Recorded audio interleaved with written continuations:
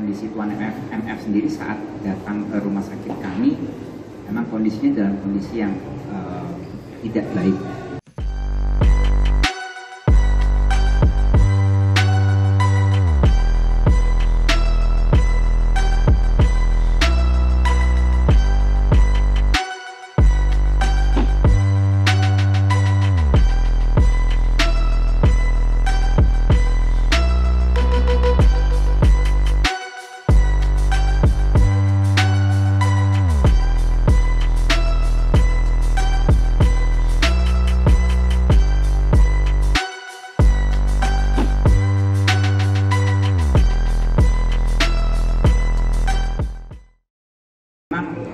Sebulan ini kan memang pasien Tuan MF ini memang sudah mulai tidak bisa tidur terlentang.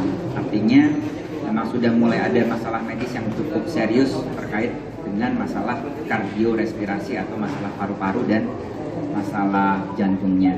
Dan kemudian sebenarnya Tuan MF ini sekitar beberapa bulan yang lalu sudah disarankan juga untuk ke rumah sakit terkait dengan kaki yang sebelah kanannya yang memang ada infeksi. Namun beliau masih belum mau untuk ke rumah sakit, sehingga akhirnya kondisinya semakin menurun sehingga beliau dibawa ke rumah sakit. Jadi memang kondisi Tuan MF sendiri saat datang ke rumah sakit kami memang kondisinya dalam kondisi yang tidak baik.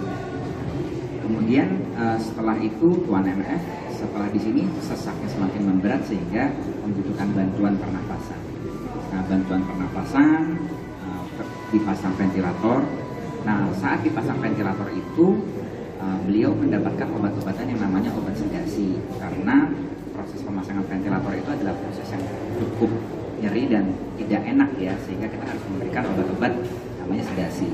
Jadi Tuan MF itu setelah masuk ke RSCM sempat diakses oleh bagian psikiatri, mungkin bukan bagian saya ya. Kemudian setelah itu kondisinya perburukan dan kemudian dengan ventilator, sehingga kesadarannya itu kita bisa bilang dalam pengaruh obat, tidak full sadar sekali. Nah, kemudian dalam perjalanannya ternyata kita lihat infeksi di kakinya itu semakin berat dan juga ada infeksi di bagian paru-parunya. Nah, kemudian infeksi ini kemudian kita bisa bilang menimbulkan kejadian yang namanya shock sepsis yang mungkin sudah dijelaskan tadi ya. Nah, shock sepsis ini adalah suatu keadaan di mana terjadi respon tubuh terhadap infeksi yang berat. Nah, infeksi yang berat ini kita atasi dengan pemberian antibiotik. Kemudian ciri-ciri shock sepsis lainnya itu adalah gagalan organ. Jadi dia mulai gagal organ jantungnya, kemudian pembuluh darahnya, tekanan darah mulai turun, ginjalnya bermasalah juga karena shock sepsisnya, namanya septic aki. Kita kemudian dengan terapi pengganti ginjal bersama dengan Dr. Pringgo, spesialis ginjal hipertensi, kemudian berkoordinasi juga dengan dokter lain, dokter pencernaannya juga kena masalah juga, sehingga kita bisa bilang bahwa akibat dari infeksi tadi itu mengakibatkan kegagalan organ tubuh namanya MODS, multi organ dysfunction syndrome. Nah, ini yang membuat kondisinya semakin turun.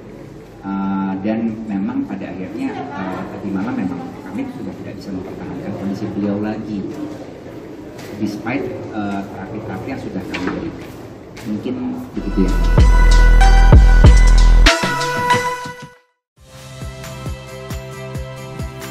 Saya Hilary Abella. Saksikan program-program Kompas TV melalui siaran digital, pay TV dan media streaming lainnya. Kompas TV, independen, terpercaya.